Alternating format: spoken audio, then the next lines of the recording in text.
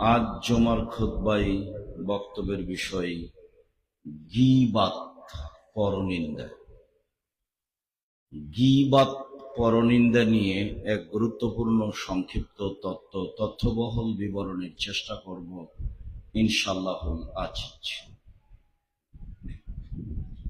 মনে রাখা ভালো হবে যে পাপ দুই ধরনের, একটা মানুষের সাথে জড়িত পাপ, একটা আল্লাহর সাথে জড়িত পাপ। আল্লাহর সাথে জড়িত পাপ যত বড়ই হোক না কেন ক্ষমা সহজ, কিন্তু মানুষের সাথে জড়িত পাপ ক্ষমা সহজ নয়। পিতামাতার অবাধ্য চলা মহাপাপ, জেনা মহাপাপ।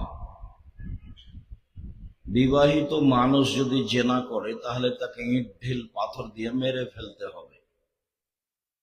অবিবাহিত পুরুষ নারী যদি জেনা করে তাহলে তাকে 100 লাঠি পিটিয়ে এলাকা থেকে 1 বছরের জন্য তাড়িয়ে দিতে হবে।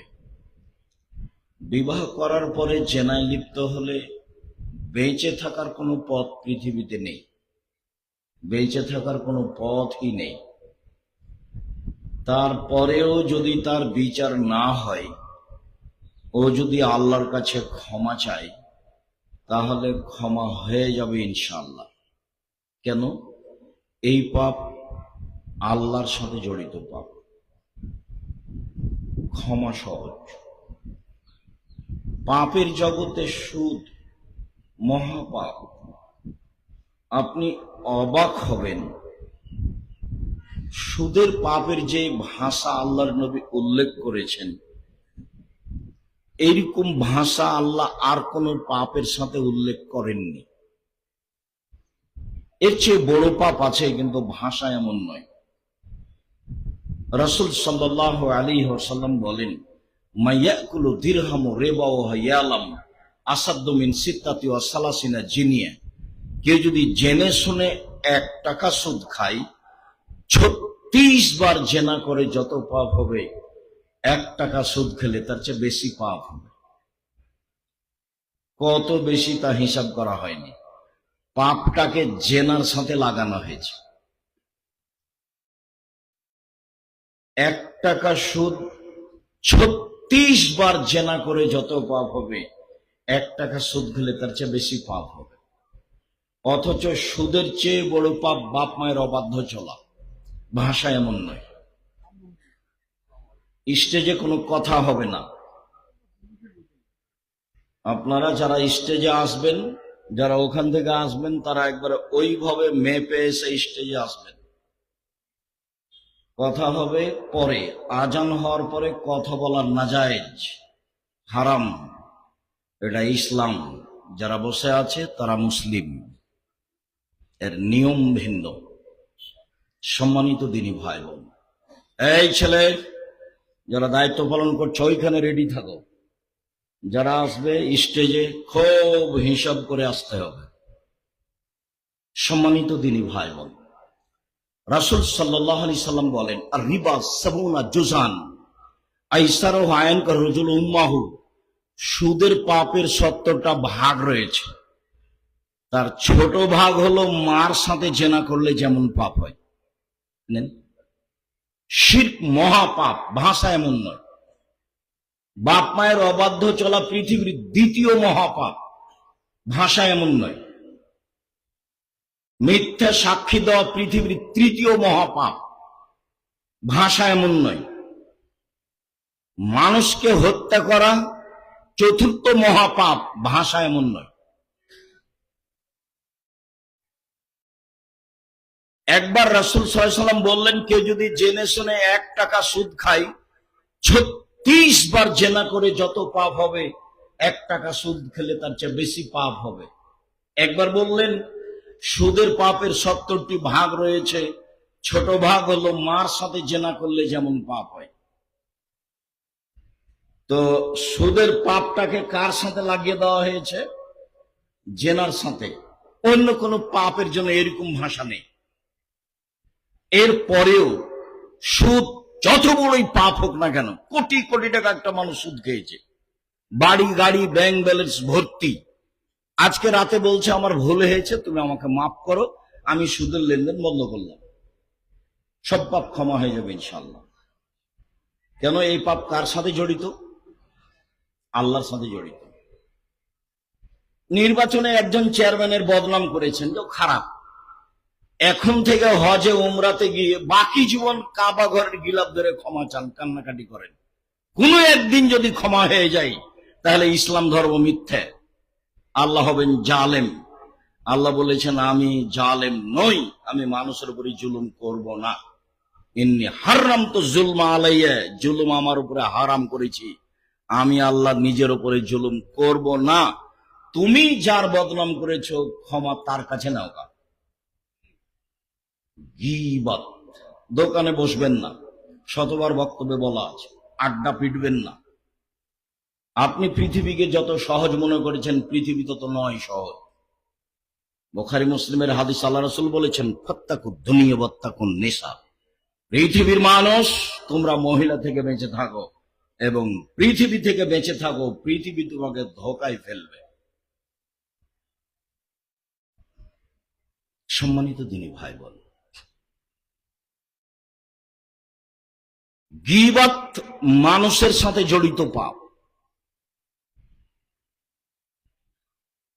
5 ওয়াক্ত সালাত আদায় করা ফরজ। ইবাদতের জগতে সবচেয়ে ভিন্ন ধরনের ব্যতিক্রম বিরল ইবাদত হলো সালাত, যা মানুষের সাথে আপোষ করে না। অবাক ইবাদত। হজ আপোষ করে, হজ একটা ফরজ ইবাদত।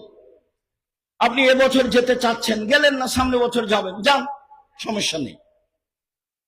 যাকাত একটা ফরজ ইবাদত, 2 মাস আগে দিতে চাচ্ছেন দেন, 20 দিন পরে দিতে চাচ্ছেন দেন, এই যে আপোষ আছে।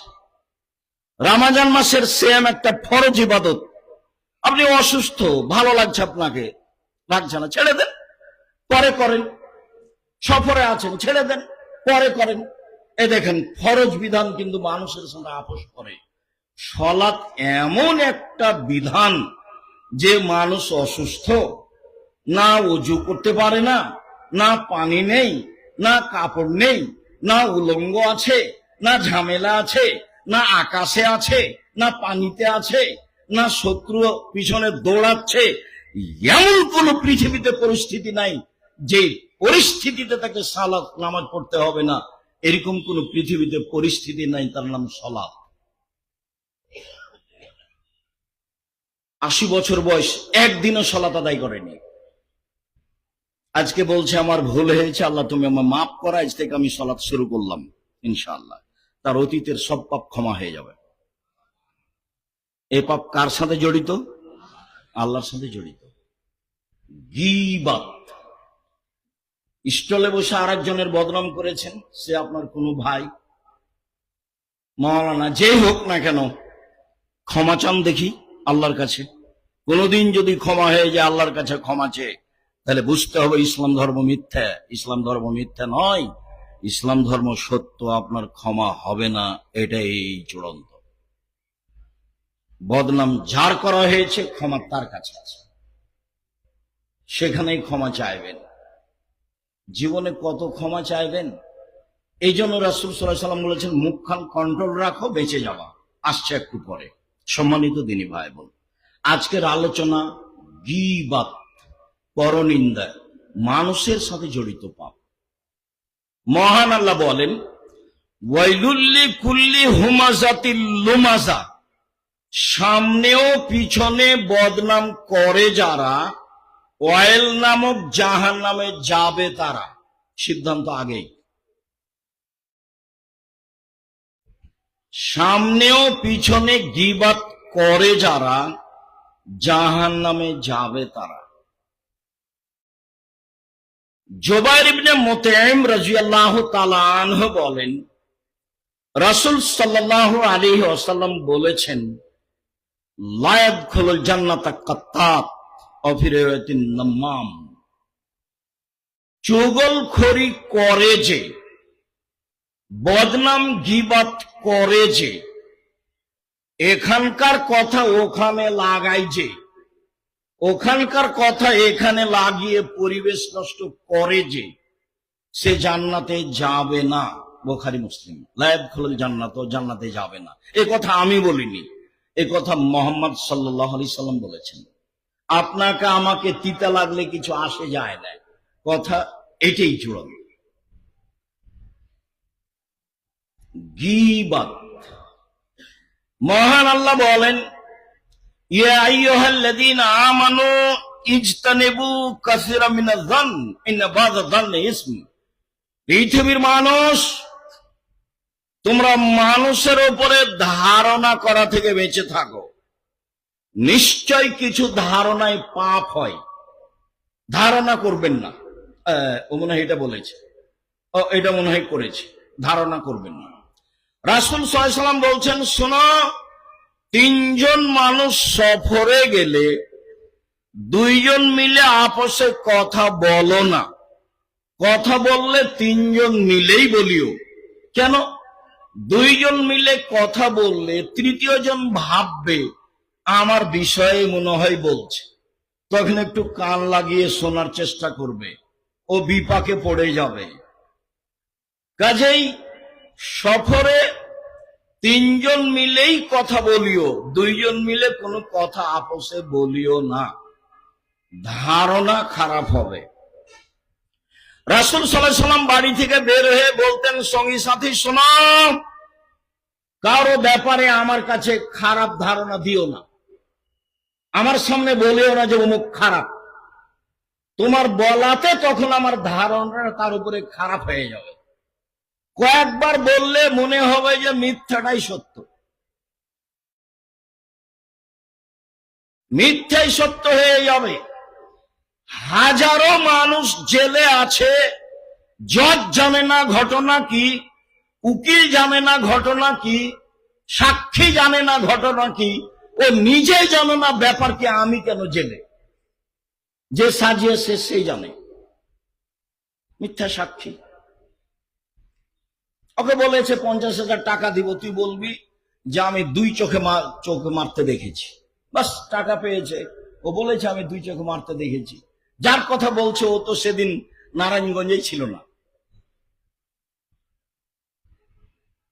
সম্মানিত দিনী ভাই বোন, মহান আল্লাহ বলেন, ওয়ালা তাজাসসু, পৃথিবীর মানুষ, তোমরা মানুষের দোষ ত্রুটি উদ্ঘাটন করো না। আবু হুরায়রা রাদিয়াল্লাহু তাআলা আনহু বলেন, রাসূল সাল্লাল্লাহু আলাইহি ওয়াসাল্লাম বলেছেন, ইয়াকুমুয যান্না ফাইন্না যান্না আকতাবুল হাদিস।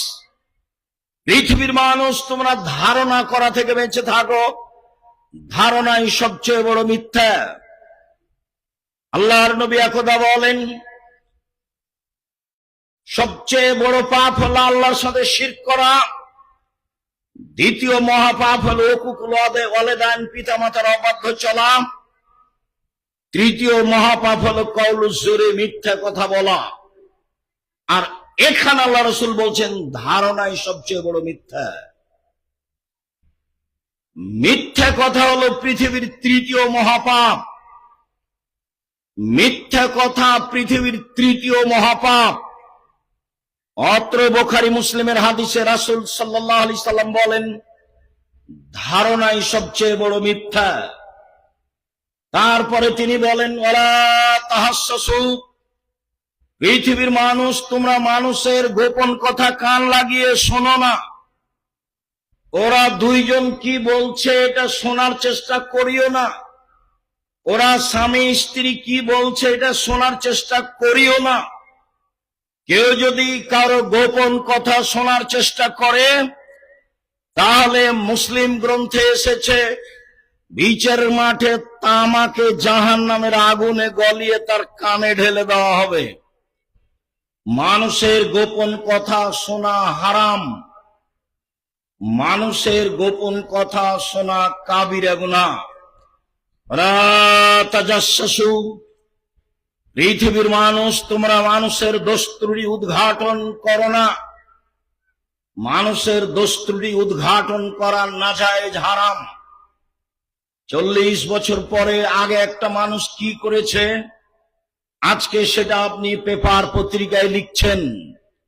সাংবাদিক তলিয়ে তলিয়ে মানুষের দোষ ত্রুটি জিজ্ঞাসা করে পেপার পত্রিকায় লিখছে, কারো জানা নাই বিষয়টি কত কঠিন।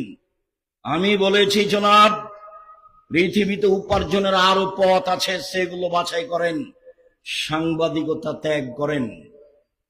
শুনুন, দোষ ত্রুটি উদ্ঘাটন করা হারাম। আল্লাহর নবী বলেন, মান সাতারা মুসলিমান সাতারাহুল্লাহু ফিদ দুনিয়া ওয়াল আখিরাহ। কেউ যদি কারো দোষ ত্রুটি ঢেকে রাখে, আল্লাহ তাআলা তার দোষ ত্রুটি ইহকালে ও পরকালে ঢেকে রাখবেন। বুখারী মুসলিম। মুসলমান হিসাবে আপনার জরুরি উচিত আপনার শত্রুর দোষ ত্রুটি ঢেকে রাখবেন। শত্রুর দোষ ত্রুটি বলতে ভালো লাগে, মিঠা মিঠা লাগে। অল্প দিন বাঁচতে এসে ক্ষতিগ্রস্ত হয়ে বাঁচতে চাইেন না, লাভ নেই। আমি বলিনি এ কথা নয়, আমি বলেছি। আসলে কি দাঁড়াবেন? তো হাসছে, চুপ আছে। তা আমি বলছি, অল্প দিন বাঁচতে এসে পরকাল হারাতে আমি রাজি নই। রাসূলের যেটা সিদ্ধান্ত সেটাই হবে, যা হবে হবে। অল্প দিন বাঁচতে এসে পরকাল হারাতে আমি আব্দুর রাজ্জাক বিন ইউসুফ রাজি নই। জাতির যদি রাস্তাঘাট করে দিতে না পারি, জাতির যদি স্কুল কলেজ করে দিতে না পারি, জাতিকে চূড়ান্ত সঠিক ধর্ম দিতে পারবো ইনশাআল্লাহ। ধর্মের ব্যাপারে জাতিকে ফাঁকি দিয়ে পরকাল হারাতে রাজি নই। সম্মানিত দিনী ভাই বোন, একটু আপনাকে বাস্তব দেখাই। বিচারের মাঠে আল্লাহ তাআলা একজন মানুষকে নিয়ে আসবেন, নিয়ে এসে তাকে তার বাহু দিয়ে অন্তরাল আড় করে নেবেন। আমার দিকে দেখেন। আড় করে নিয়ে তার আমলনামাকে তার সামনে তুলে ধরবেন। আমলনামা তুলে ধরে বলবেন, দেখো তো, আল্লাহ বলবেন ব্যক্তিকে, এই পাপগুলো কি তোমার? জি আমার। তুমি কি মনে করো যে আমার ফেরেশতারা অন্যায় লিখেছে? জি না, আমি মনে করি না যে অন্যায় লিখেছে। তুমি কি আমাকে কিছু বলতে চাও? জি না, আমি আপনাকে কিছু বলতে চাই না। কে কাকে বলছে বলেন তো দেখি? আল্লাহ বলছেন ব্যক্তিকে। এরপরে বলছেন, দেখো, তোমার একটা স্বভাব ছিল মানুষের দোষ ত্রুটি ঢেকে রাখা। তুমি মানুষের দোষ ত্রুটি ঢেকে রাখতে পারো, আমি আল্লাহ তোমার পাপ ঢেকে রাখতে পারি না। যাও, তোমার বিচার হবে না, জান্নাতে যাও। কি দিয়ে বুঝায় আপনাকে আমি ইসলাম কি জিনিস?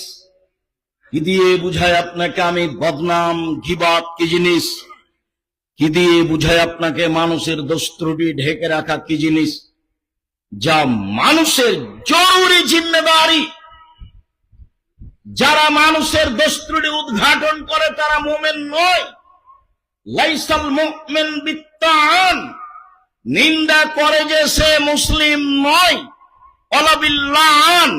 অভিশাপ করে যে সে মুসলিম নয়। ওয়ালাল ফাহিশ। অশ্লীল কথা মুখে যে বলে সে মুমিন নয়। ওয়ালাল বাজি। কর্কশ ভাষা ব্যবহার করে এবং বদনাম গীবত করে যে সে মুমিন নয়। और তাহাজ্জুদ পড়ে কোনো লাভ নেই, और সিয়াম থেকে কোনো লাভ নেই। রাসূল সাল্লাল্লাহু আলাইহি ওয়াসাল্লাম বলেন, কাম মিন সাইমিন লাইসা লাহু সিয়াম ইল্লা জামা। বহু মানুষ সিয়াম থাকে, রোজা থাকে, ও পিপাসিত থাকে মাত্র, কিছুই নাই তার, এক নেকিও হবে না। কাম মিন কায়মিন, বহু মানুষ তাহাজ্জুদ পড়ে, লাইসা লাহু মিন কিয়ামিহি ইল্লা সাহার, তার তাহাজ্জুদ হয় না, মাত্র রাত জাগে, মাত্র এই যা। সম্মানিত দিনী ভাই বোন, আজকের পরে সিদ্ধান্ত পরিবর্তন করতে হবে। অল্প দিন বাঁচতে এসে দুনিয়াবি সুবিধা ভোগ করে মানুষের ক্ষতি করে বাঁচতে রাজি নয়। যা হবে হবে। আবু হুরায়রা রাদিয়াল্লাহু তাআলা আনহু বলেন, রাসূল সাল্লাল্লাহু আলাইহি সাল্লাম বলেছেন, পৃথিবীর মানুষ শুনে রেখো, মাইয়াজমান লি মা বাইনা লাহিয়াহি ওয়া মা বাইনা রিজলাইহি আজমালাহুল জান্নাহ। তোমরা যদি মুখের জিম্মেদারি নিতে পারো, লজ্জা স্থানের জিম্মেদারি নিতে পারো, তাহলে আমি তোমাদেরকে জান্নাতে নিয়ে যাওয়ার জন্য জিম্মেদারি নিলাম।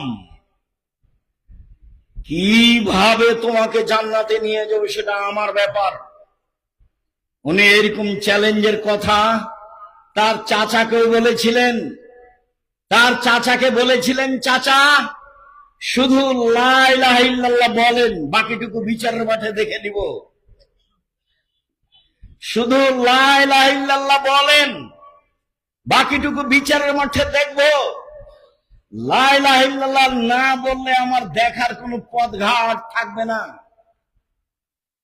আল্লাহর নবী তার মায়ের জন্য সুপারিশ করতে চেয়েছিলেন, ক্ষমার অনুমতি হয়নি।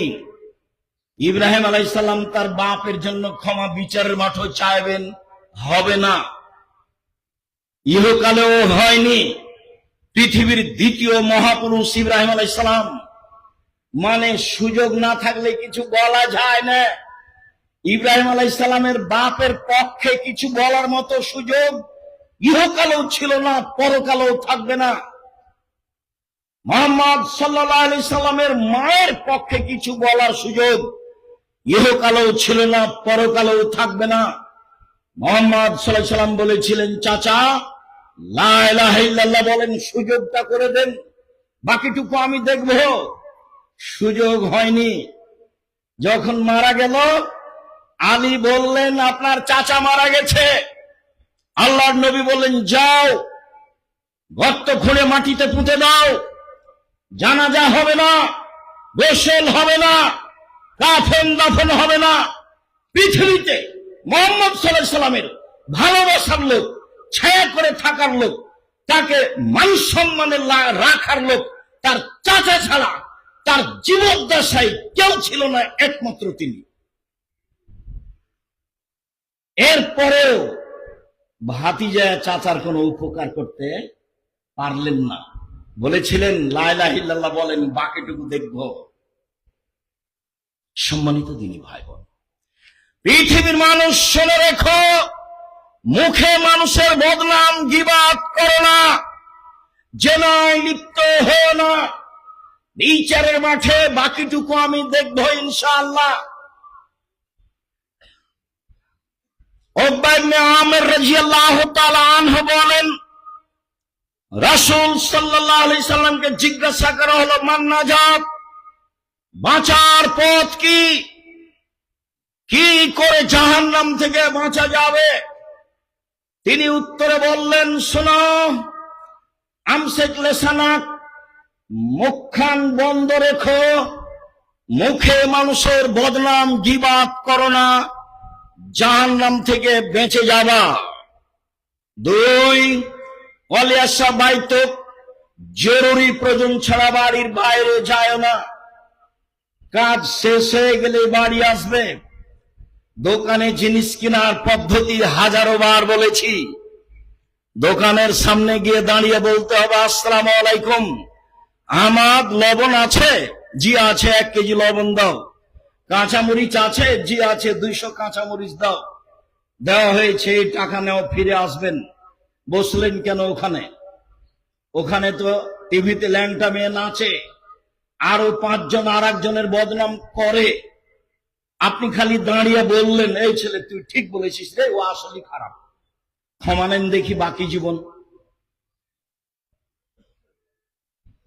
এই ছেলে তুই ঠিক বলেছিস, আসলে ও খারাপ, এবার ক্ষমা নেন দেখি। আপনি ইসলাম ধর্মকে যত সহজ মনে করেছেন তা নয়, এটা নীতির নাম, খুব শক্ত নীতির নাম। 1 গ্লাস পানি পান করলে 5টা বিধান লাগে, অবাক নীতি। পেশাব পায়খানার জন্য 8টা নিয়ম লাগে, অবাক নীতি। জাহেলিয়াতের মোকাবেলায় এসেছে ইসলাম, নিয়ম নীতিটা ঠেকিয়ে দিয়ে এটা চালু করবে। 1 গ্লাস পানি পান করলে 5টা বিধান লাগে।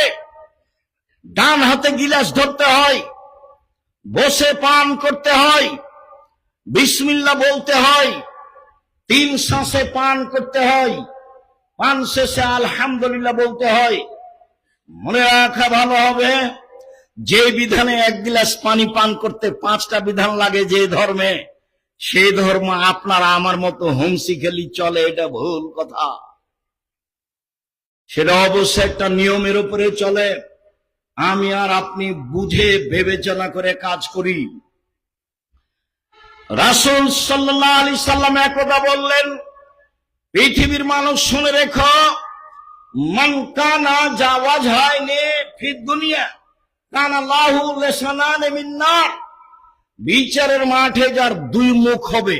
মানুষের 2 মুখ হয়? জি, মানুষে তো বলে বাদ দাও দোমুখার কথা, এই যে বুঝে, এই যে মানুষ বলে আরে ছাড়ো তো দুনিয়ার 2 মুখার কথা বাদ দাও। তার মানে এখানে এক কথা বলে, ওখানে এক কথা বলে, মানুষই বলছে যে 2 মুখার কথা বাদ দাও। তো রাসূল সাল্লাল্লাহু আলাইহি সাল্লাম বলছেন, দুনিয়াতে যার 2টা মুখ হবে, বিচারে তার মুখে আগুনের 2টা জিহ্বা হবে। লিসানানি মিন নার, আগুনের 2টা জিহ্বা হবে, আগুনের। মানুষের বদনাম করে কি করবেন? অল্প সুবিধা ভোগ করে কি করবেন? কেন অল্প সুবিধা ভোগ করতে যান? কেন মাথায় এটা আসে? সম্মানিত দিনী ভাই বোন, আবু হুরায়রা রাদিয়াল্লাহু তাআলা আনহু বলেন, রাসূল সাল্লাল্লাহু আলাইহি সাল্লাম বলেছেন, আশারুন নাসে ইয়াউমাল কিয়ামা, সবচেয়ে নিকৃষ্ট মানুষ সেই, সবচেয়ে জঘন্য মানুষ সেই, বিচারের মাঠে সবচেয়ে খারাপ মানুষ সেই, বিচারের মাঠে আল্লাযী ইয়াতি হাওলায় ওয়া ইয়াতি বিহাওলায়, যে এখানে এক কথা বলে, ওইখানে আরেক কথা বলে, এখানে এক কথা বলে, সেইখানে আরেক কথা বলে। সে হলো বিচারের মাঠে সবচেয়ে খারাপ মানুষ। তাহাজ্জুদ পড়ে জান্নাত কিনবো, এই হিসাব ছেড়ে দেন। মুখখান আগে বন্ধ করেন, পরে তাহাজ্জুদ। মুখ বন্ধ না করলে বিচারের মাঠ টিকবে না। মুখই সবচেয়ে বড় বিপদ।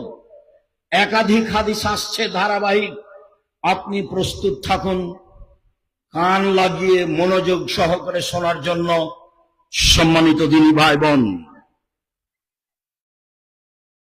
আব্দুল্লাহ ইবনে উমর রাদিয়াল্লাহু তাআলা আনহু বলেন, রাসূল সাল্লাল্লাহু আলাইহি সাল্লাম বলেছেন, পৃথিবীর মানুষ লা তুযুল মুসলিমিনা, তোমরা একজন আর একজনকে কষ্ট দিও না কথা ও কর্মে।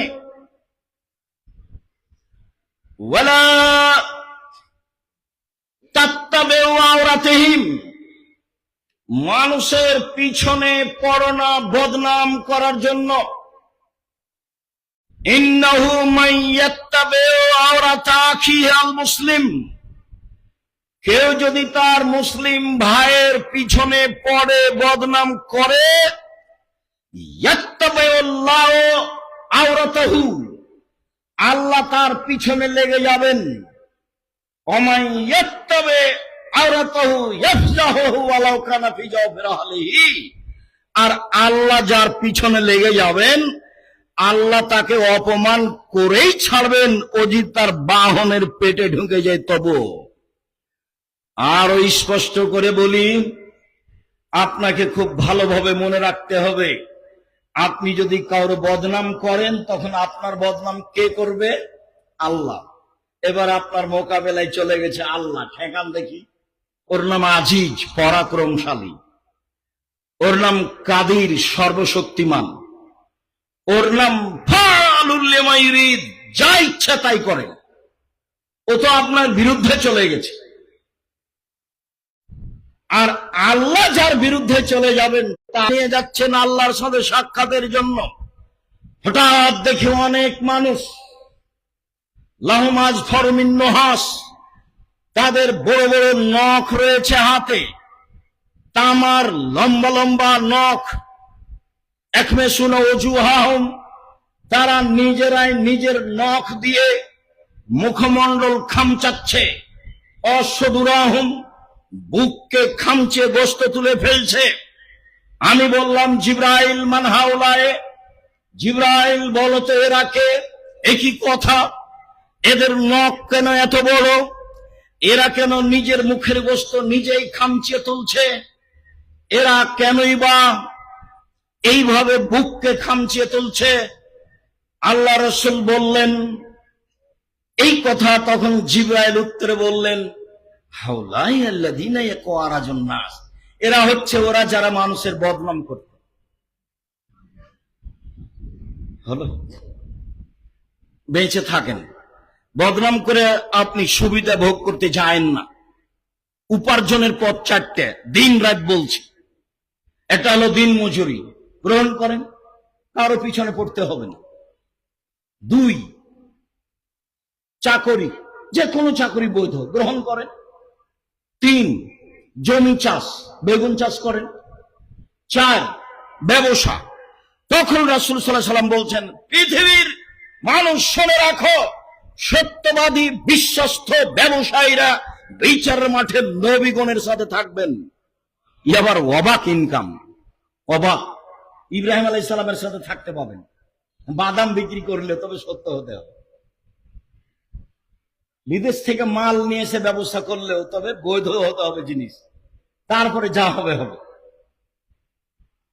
উপার্জনের সবচেয়ে উত্তম পথ ব্যবসা। আল্লাহ রাসূল নিজে করতেন, এটাকে তিনি পছন্দ করেছেন। দিন মজুরের ব্যাপারে বলেছেন, দিন মজুর টাকা দিয়ে দাও, টাকা দিয়ে দাও, টাকা দিয়ে দাও, গায়ের ঘাম শুকানোর পূর্বে দিয়ে দাও, দিয়ে দাও, দিয়ে দাও।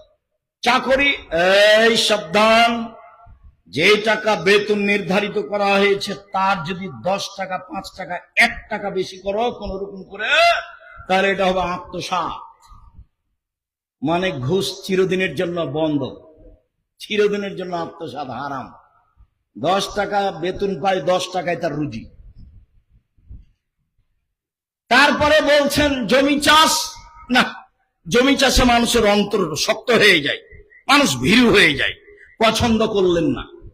তারপরে যখন বললেন ব্যবসা, তখন বললেন নবীগণের সাথে থাকতে হবে।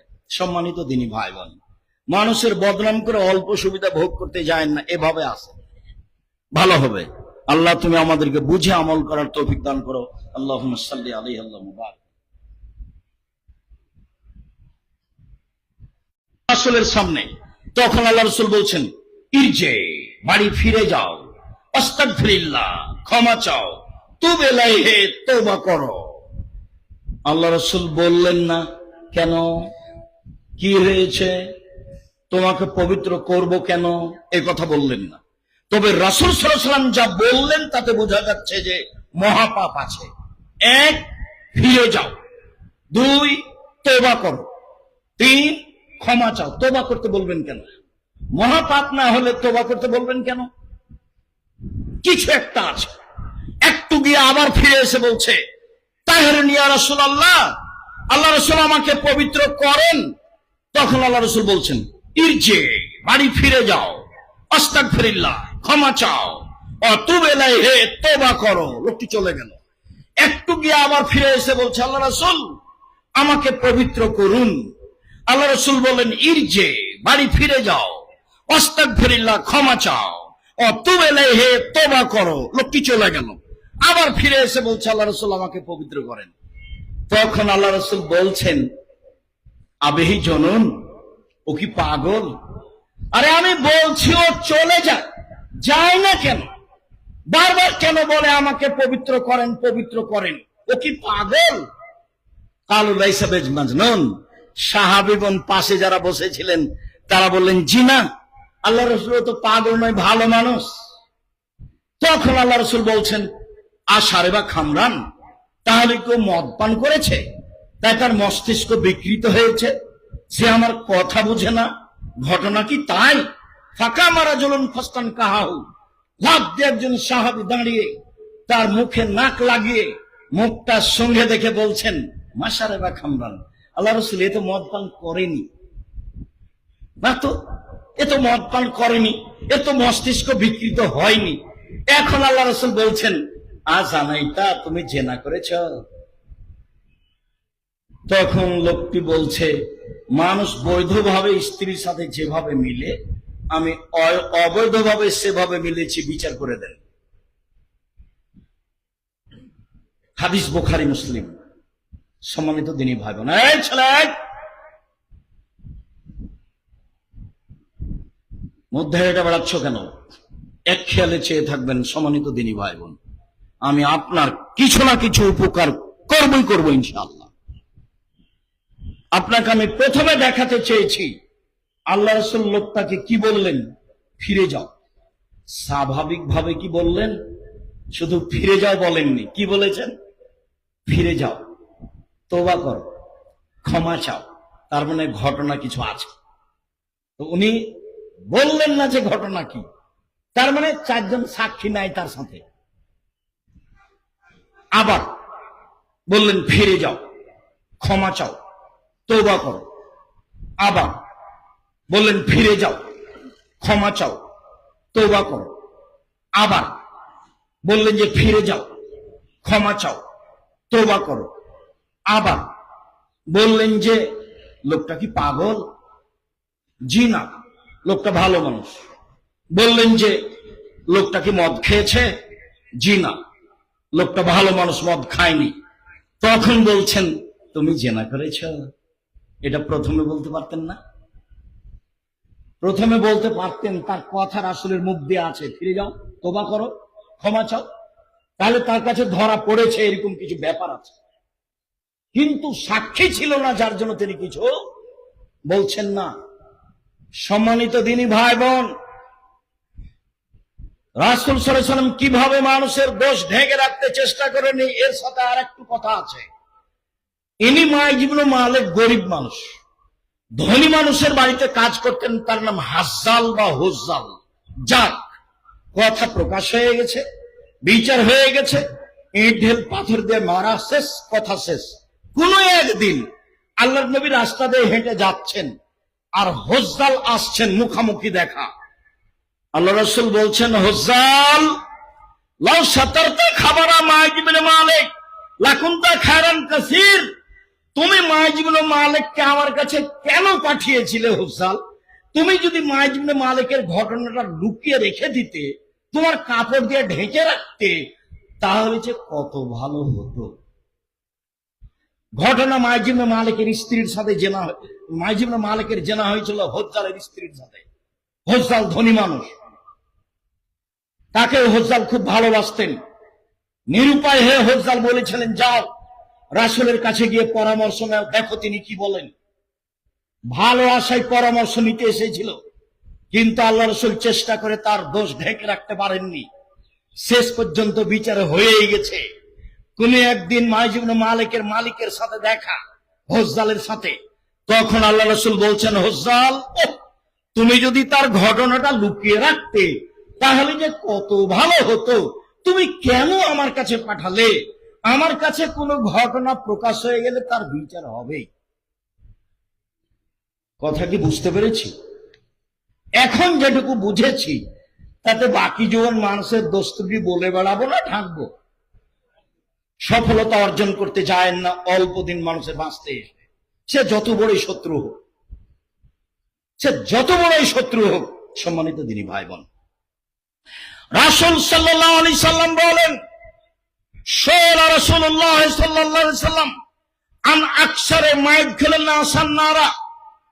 আল্লাহ রাসূল, মানুষ বেশি বেশি জাহান্নামে যায় কেন? মানুষ বেশি বেশি জাহান্নামে যাওয়ার কারণ কি? তখন আল্লাহ রাসূল বললেন, আল ফারজ আল ফাম, লজ্জা স্থান ও মুখ। মুখ যখন কন্ট্রোলে রাখতে পারবে না, তখন ও জাহান্নামে যাবে। আবু মুসা আশআরী রাদিয়াল্লাহু তাআলা আনহু বলেন, আল্লাহ রাসূল বললেন, কাইফা বিকুম নবী, করতে চাই, আমাকে মারতে চাই, তাহলে কি আমি মুখ খুলব না? তখন আমি কি করব? এটা উত্তর সাহাবীর। তখন আল্লাহ রাসূল বলছেন, শোনো, ওই সময় আদমের দুই ছেলের ভালোটার মতো হবা। বুঝতে পারলেন কথা? আদমের দুই ছেলের ভালোটার মতো হবা। আদমের দুই ছেলের একজন বলল, কাবিল, এই হাবিল, তোকে আমি মারবো। তখন হাবিল বলছে যে তুমি মারো মারো, আমি তোমাকে মারবো না। আপনি এখন কি করবেন? তুমি বদনাম করো করো, আমি তোমার বদনাম করব না। পারবেন না? গায়ে তো রক্ত মাংস আছে, পারবেন না কেন? চেষ্টা করেন। আমার জীবনে বড় দুটো ত্যাগ। আমি আমার নিজের কথা বলছি, আমার জীবনে আমি কোনোদিন মানুষের বদনাম করবো না, এটা আমার ত্যাগ। যা হবে হবে ইনশাআল্লাহ, প্রতিশোধ নেব না। কেউ যদি ধুয়ে ছেড়ে দেয় উল্টা কিছু বলে, আমি মুখ খুলব না, এটা আমার জীবনের ত্যাগ। এবং ও আমাকে পিছনে নিয়ে যেতে পারবে না, তার পিছনে নিয়ে যাওয়ার কোনো পথ নাই। আমাকে পিছনে নিয়ে যাওয়ার জন্য একজনের হাত আছে, যিনি উপরে আছে। 1 মিনিটের জন্য মানুষের কাছে আমি সম্মান চাইনি। যেমনি ভাবে এটা আমার ত্যাগ, তেমনি ভাবে আমার একটা আকাঙ্ক্ষা, স্বাদ, আমার মনে বড় স্বাদ, আমি এই দেশের মাটিতে উন্নত মানের প্রতিষ্ঠান গড়বই গড়ব ইনশাআল্লাহ, যেখানে ছেলে মেয়ে বাংলা, ইংরেজি, আরবি উন্নত মানের শিক্ষা অর্জন করে জাতির অন্যায়ের বিরুদ্ধে লড়বে। মুখে কলমে মিডিয়ায় লড়বেই লড়বে, মুখে লড়ে যাচ্ছি, কলমে লড়ে যাচ্ছি, মিডিয়ায় লড়ে যাচ্ছি, বদনাম গীবত ছাড়াই যে কোনো মূল্যে মুখ খুলতে রাজি নেই মানুষের বিরুদ্ধে। সম্মানিত দিনী ভাই বোন, কেউ যখন খুব গালি দেয় আমাকে, গালিও শুরু করে মা থেকে আর মন থেকে, তারপরে গালি দিতে দিতে তখন থেমে যায় আর দেয় না, তখন আমি আবার রিং দিই, দিয়ে বলি ভাইজান মোবাইল দেখেই টাকা শেষ হয়ে গেছে, মনে হয় গালি আরো বাকি ছিল, থাকলে দিয়ে নেন। ওর মন্দ, ওর বিরোধিতা আমার গায়ে কোনো কাজ করে না। ওর বদনাম, ওর গীবত, ওর বিরোধিতা, ওর মাকে নিয়ে কথা বলা, আমার মাকে নিয়ে, আমার বোনগার, আমার গায়ে কোনো কাজ করে না। সরিষার সম পরিমাণ কাজ করে না। আমার ও কথার 5 পয়সা দাম দিতে রাজি নই। দেখেন আপনি, আমি 90 সাল থেকে মাঠে আছি, 90 সাল থেকে 36 বছর চলছে। অপ্রয়োজনীয় বাক্য বলিনি, মানুষের বিরুদ্ধে কথা বলিনি, কোনোদিন মাঝহাব নিয়ে কথা বলিনি। টিকে আছি তো, এই যে আছি দেখেন, এই যে বেঁচে আছি, এই যে আপনার সামনে কথা বলছি আলহামদুলিল্লাহ। দোকানে বসি না, চায়ের স্টলে যায় না, এই যে বেঁচে আছে দেখেন তো, আছি তো, ভাবি তো আছি মনে হচ্ছে। চেষ্টা করেন, মানুষই পারবে, পশু প্রাণী বুঝে বুঝে না ওরা, অন্তর আছে বুঝে না, দেখে দেখে না ওরা, চক্ষু আছে দেখে না, শোনেও শোনে না ওরা, কান আছে শোনে না, বুঝে বুঝে না ওরা, অন্তর আছে বুঝে না, বুঝা দরকার। দেখে দেখে না ওরা, চক্ষু আছে দেখে না, দেখা দরকার। শোনেও শোনে না ওরা, কান আছে শোনে না, শোনা দরকার। উলায়েকা কালানাম, তারা পশু প্রাণীর মতো, তারা গরু ছাগলের মতো, তারা কুকুর শ্রীর মতো, বালুম বাজাল বরং তার চেয়ে খারাপ। দোকানে বসে মানুষের বদনাম করেন, আপনাকে যদি আমি কুকুর শ্রীর চেয়ে খারাপ প্রমাণ করতে না পারি, আমি আব্দুর রাজ্জাক বিন ইউসুফ এই জিকের মাঠে বক্তব্য শেষ করলাম, জিন্দেগিতে আর কোনোদিন কথা বলবো না। আপনার সাথে ওয়াদাবদ্ধ, যদি আপনাকে আমি পশু প্রাণীর চেয়ে বেশি খারাপ প্রমাণ করতে না পারি। আমি এই কথা বলিনি, এই কথা আল্লাহ তাআলা বলেন। বুঝে বুঝে না ওরা, অন্তর আছে বুঝে না, দেখে দেখে না ওরা, চক্ষু আছে দেখে না, শুনেও শোনে না ওরা, কান আছে শোনে না। উলায়েকা কালানাম, তারা পশু প্রাণীর মতো, তারা গরু ছাগলের মতো, তারা কুকুর শ্রীর মতো, বালু মাজাল বরং তার চেয়ে খারাপ। সম্মানিত দিনী ভাই বোন, চেষ্টা করব, চেষ্টা করে যাচ্ছি, স্বাদের কথাটাও বলে যাচ্ছি। স্বাদ 2013 সালের 24 আগস্ট রোজ মঙ্গলবার সকালে 11টার সময় আপনার বাড়ির পাশে হাঁটাবো, বীর হাঁটাবো, রূপগঞ্জ, নারায়ণগঞ্জ, ঢাকা, কাঁঠাল গাছের নিচে বলেছিলাম আমার হাতে টাকা নেই, এই কথা সত্য, এখানে প্রতিষ্ঠান গড়বে, এই কথা সত্য, ইনশাল্লাহ গড়বেই গড়বে। কিভাবে গড়বে তা আমার জানা নাই। প্রায় 100 বিঘা জমির উপরে, যে লেখা আছেন দেখেন না কেন, আপনার নিজস্ব সম্পদ, আপনার নিজস্ব সম্পদ। আমার উপরে সংকীর্ণতা থাকলে ভুল আপনার, আপনার ব্যাপার, আমার কোনো সংকীর্ণতা নেই। আপনি আমাকে গালি দিয়েছেন না, মন্দ বলেছেন, সে বিবেচনা আমি করি না। এই যে একটু আগে বললাম, ওই বিবেচনা আমি করি না, আমার করার প্রয়োজন নেই। আপনি আমাকে কি বলেছেন সে বিবেচনা আমি করি না, আপনার ওই কথার বিবেচনার করার আমার প্রয়োজন নেই। সম্মান কার হাতে আছে? উপরে আছে, এটা আমার দৃঢ় বিশ্বাস। উনি যাকে দিবেন তার সফলতা হবেই। 2017 সালের 16 ফেব্রুয়ারি 2016 সালের 17 ফেব্রুয়ারি রোজ বুধবার বলেছিলাম জামিয়া সালাফিয়া ডাঙ্গিপাড়া পাওয়া রাজশাহী, আমার হাতে টাকা নেই এই কথা সত্য, এখানে প্রতিষ্ঠান গড়বে এই কথা সত্য। 50 বিঘার উপরে প্রতিষ্ঠান, 50 বিঘা। মেয়েদেরটা 70 বিঘা জমির উপরে, দিনাজপুরেরটা 20 বিঘা জমির উপরে।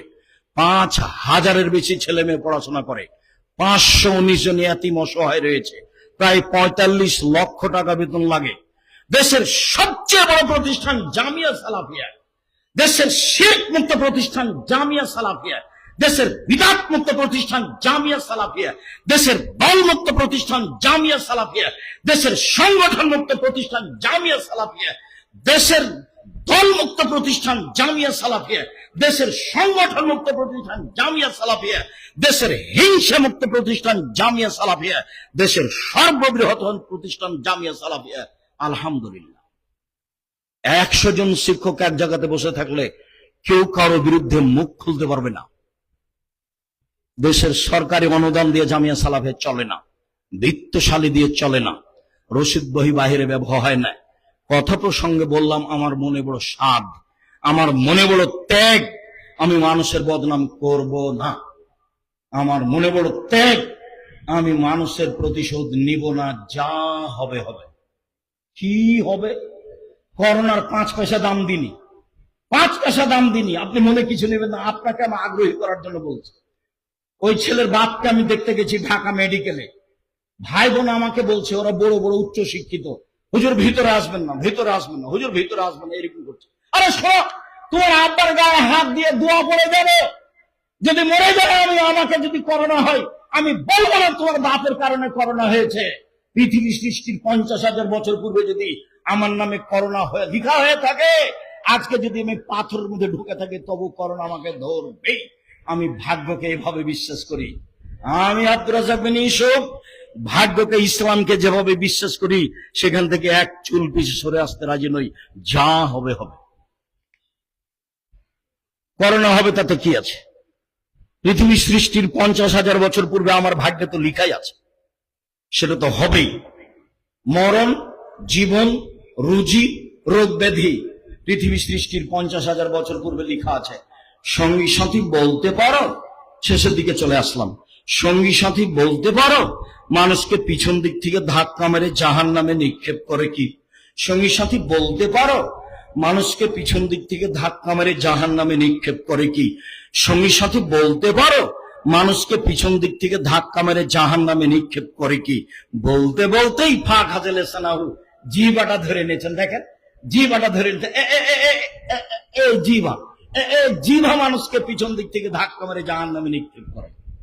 ব্যবহার করবেন না, ভালো কথা ছাড়া মুখ ব্যবহার করিয়েন না। অল্প দিন বাঁচতে এসে এত সুবিধা ভোগ করিয়েন না, এত সুবিধা লাগবে না। ওইরকম কাজ করিয়েন না যে শত্রু যখন বিপদে পড়েছে তখন আপনি বলবেন ঠিক হয়েছে, ঠিক হয়েছে, উচিত হয়েছে, হওয়া উচিত ছিল। বুঝতে হবে আমি বেঈমান, আমার শত্রু বিপদে পড়েছে সেজন্য আমি খুশি। আমার চোখের সামনে শত্রু বিপদে পড়েছে সেজন্য গরু জবাই করেছে মাওলানা মানুষ। কি জবাই করেছে বলেন তো? গরু জবাই করেছে আমার চোখের সামনে খুশিতে। শত্রু বিপদে পড়েছে সেই জন্য। এটা আমার চোখের সামনের ঘটনা। যেমন ভাবে ভাই ভাই গন্ডগোল করে ঢেঁকি কেটে ভাগ করে নিচ্ছে, এটা আমার চোখের সামনের ঘটনা। গ্রামের ব্যাপার, ভাই ভাই ঝগড়া লেগেছে, তখন দৌড়িয়ে গেছি, কেমন ঝগড়া দেখছি, তো এখন ভাই ভাই ঢেঁকিটা কেটে ভাগ করছে। ভাইজান বুঝতে পারছেন? দুই ভাই কি করলো? ঢেঁকি কেটে ভাগ করে নিল। আর বলছে এভাবে চিল্লাচ্ছার, বলছে আমার ভাগের জমি তোর কাছে বিক্রি করব, এমন মানুষের কাছে বিক্রি করব যে তোকে গুতাতে পারে। একবারে মনে হচ্ছে এখনকার কথা আমার কানে শুনছে। এখন আমি ওখানে স্টিল দাঁড়িয়ে আছি। প্রতিশোধ নিয়েন না, গীবত করিয়েন না, বদনাম করিয়েন না, লাগবে না প্রতিশোধ। যা হবে কষ্ট হবে একটু। মাকে নিয়ে কথা বললে কষ্ট হবে না? হবেই তো, হয় উচিত, হবেই তো। কই আমার গায়ে কিছু কাজ করে না, আমাকে বলছে আপনি মুখ খোলেন না কেন, একটু কিছু বলতে পারেন না? তাহলে খুব বলতে পারি। আমাকে বলছে সিলেটের ওসি সিগনেচার করে মামলা আমি চালাবো, সিগনেচার করে মামলা আমি চালাবো। আপনার গাড়িতে আক্রমণ করবে কেন? তখন আমি বলছি আমি মানুষের বিরুদ্ধে মামলা করি না। আমি যদি মামলা করি তাহলে আমি মানুষ, ও পারে না? ও তো পারে মামলা চালাতে, ওই চালায়। আমি ছোট কাজ করতে যাব কেন? ও চালালেই তো হয়। সম্মানিত দিনী ভাই বোন, জিকে মাঠে যারা আছেন, আপনাদের ভালোবাসা জিকে মাঠের এই প্রতিষ্ঠানের উপরে হোক, এটা আমি আন্তরিকভাবে কামনা করি। এ ব্যাপারে আমার কিছু কাছে কোনো দুর্বলতা নেই। আপনার কিছু হওয়াতে আমাকে খারাপ লাগে না।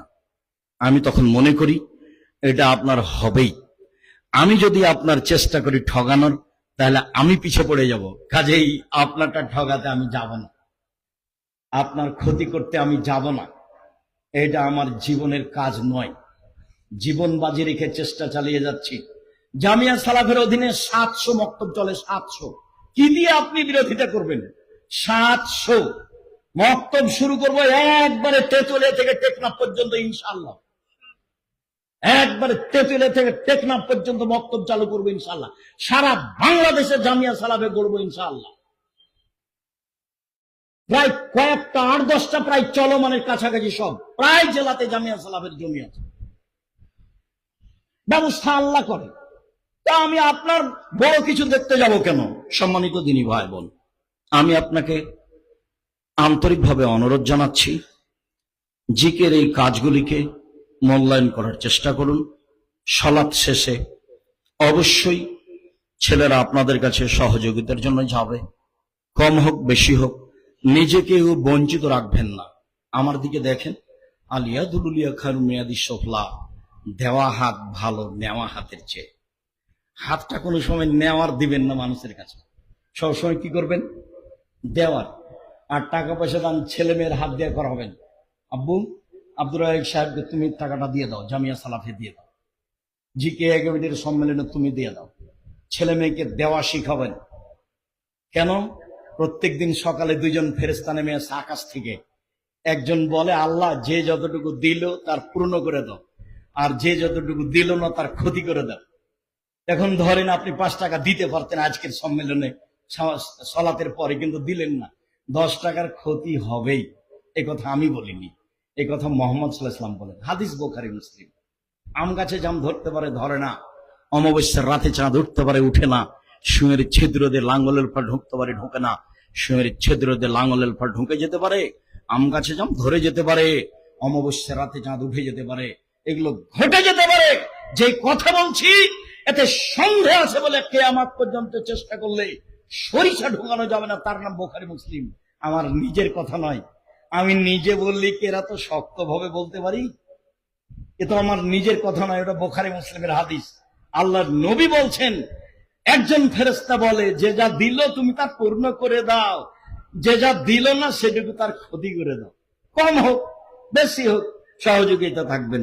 খুতবার শেষে এসে সম্মানিত দিনী ভাই বোন, সকল দিনী ভাই বোনকে আন্তরিকভাবে অনুরোধ, যে আজ থেকে নিয়ে বাকি জীবন পর্যন্ত বদনাম গীবত বন্ধ। বাড়িতে কেউ যদি টাকা পয়সা কর্জ করতে আসে, এসেই শুরু করবে, ভাইজান ও তো আপনার খুব বদনাম করে, ও তো খুব খারাপ, ওই যে টাকা নেবে আপনার কাছে, সেই জন্য আরেকজনের বদনাম দিয়ে শুরু করে। তখন আপনি বলছেন, ঠিক রে, দেখতো ও কি বলে, একটু শুনতো। মুখ বন্ধ করেন। কেন এসছেন বলেন? যে টাকা কর্জ চাইতে, বাস ওটা বলেন। দিব না দিব সেটা আপনার ব্যাপার, মুখ খুলবেন না। কার বদনাম আপনি শুনবেন না, বলা যতটুকু শোনা ততটুকু। আপনি আমার দিনী ভাই, আপনাকে আমি অনুরোধ জানাচ্ছি। আপনি আমার দিনী বোন, আপনাকে আমি অনুরোধ জানাচ্ছি। রাসূল সাল্লাল্লাহু আলাইহি সাল্লাম যখন বললেন যে মহিলারা শোনো, দান করে জাহান্নাম থেকে বাঁচো। জাহান্নাম বলতে নারী আর নারী, জাহান্নাম বলতে নারী আর নারী, জাহান্নামের সব মানুষই নারী। তো একজন মহিলা বলল, কেন কেন জাহান্নামীরা বেশি নারী? তখন আল্লাহ রাসূল বলছেন, শোনো, 3টা কারণ। এক, তুকসিরনা লানা, খুচরা কথা বলো, মানুষের বদনাম করো, গীবাত করো, এই জন্য জাহান্নামী যাবা। 2, স্বামীকে মানো না, স্বামীর অকৃতজ্ঞ। স্বামীকে মেনে চলতে হবে, তিতা লাগলেও মিঠা লাগলেও। বলছে যে আমার স্বামীর মুখখান কত খারাপ, আপনি তো জানেন না আব্দুর রাজাক সাহেব। যতই খারাপ হোক, আপনাকে মেনেই নিতে হবে, নইলে চেয়ারম্যান মেম্বারকে বলে খোলা তালাক নিয়ে নেন। বন্ধ করে থাকবেন, মুখখান কথা বলবেন না, এক গিলাস পানি ঢেলে দিলে থেকস করে রেখে চলে যাবেন, এই জীবন বাতিল। স্বামীকে মেনেই চলতে হবে, নইলে জাহান্নাম। 3, আমি তোমাদের মতো দেখিনি কোন জাতি যে বুদ্ধিমানের বুদ্ধিকে নষ্ট করতে পারে। তোমরা এমন জাতি বুদ্ধিমানের বুদ্ধিকে নষ্ট করতে পারো। একবার হাসি দিলে আর একজনের ঈমান অর্ধেক হয়ে যায়। সে তো তোমরা জাতি, তোমরা ঢেকে রাখা বস্তু। যখনই তোমরা পুরুষকে বিপাকে ফেলে দিবা, তখন তোমাদের জন্য জাহান্নাম। 1, বদনাম। 2, স্বামীকে না মানা। 3, পুরুষকে বেকায়দায় ফেলা। আর বোকা ছেলে, তোমাকে বলছি, মোবাইল আর কথা তার সাথে বলো না। আজকের পরে জিকে মাঠের পরে জিন্দিগি তার কোনোদিন তার সাথে কথা বলবো না। তোমাকে বলছি, এই ছেলে, তোমাকে বলছি, ওই মেয়ের জন্য নাম্বার তোমার মোবাইলে না থাকে, জীবনে যেন না থাকে। ও তোমার চাকরি ধ্বংস করবে, ও তোমার মান সম্মান নষ্ট করবে, ও তোমার বংশের মর্যাদা নষ্ট করবে, ও তোমার পড়াশোনাকে ধ্বংস করবে। আল্লাহ তার থেকে বাঁচার জন্য আল্লাহ রাসূল আদেশ করেছেন। সম্মানিত দিনী বোন, আপনাকে বদনাম করার জন্য বিষয়টি অনুরোধ জানাচ্ছি সকল দিনী ভাই বোনকে। আজকের বদনাম গীবতের আলোচনাকে যথাযথভাবে মূল্যায়ন করার আন্তরিকভাবে অনুরোধ জানিয়ে সালাতের শেষে যারা ছেলেরা আপনাদের কাছে যাবে, ছেলেদেরকে যার যতটুকু সম্ভব সহযোগিতা করার অনুরোধ জানিয়ে, আমরা যারা আমাদের মারা গেছে, আল্লাহ তুমি তাদের কবরের শাস্তি মাফ করো। যারা আমরা অসুস্থ, তুমি তাদের আরোগ্য দান করো। যারা আমরা বেঁচে আছি, তুমি তাদেরকে তোমার রাসূলের পদ্ধতি অনুযায়ী চলার তৌফিক দান করো। তুমি আমাদেরকে বদনাম করা থেকে বিরত রাখো। তোমার দরবারে এই জোরালো দাবি, এই দাওয়া, এই দোয়া রেখে আজকের জুমার খুতবা এখানেই শেষ করলাম। আল্লাহুম্মা সাল্লি আলাইহি, আল্লাহুম্মা বারিক আলাইহি। আসসালামু আলাইকুম। আবারও রাত 10টায় দেখা হবে ইনশাআল্লাহ। আসসালাম।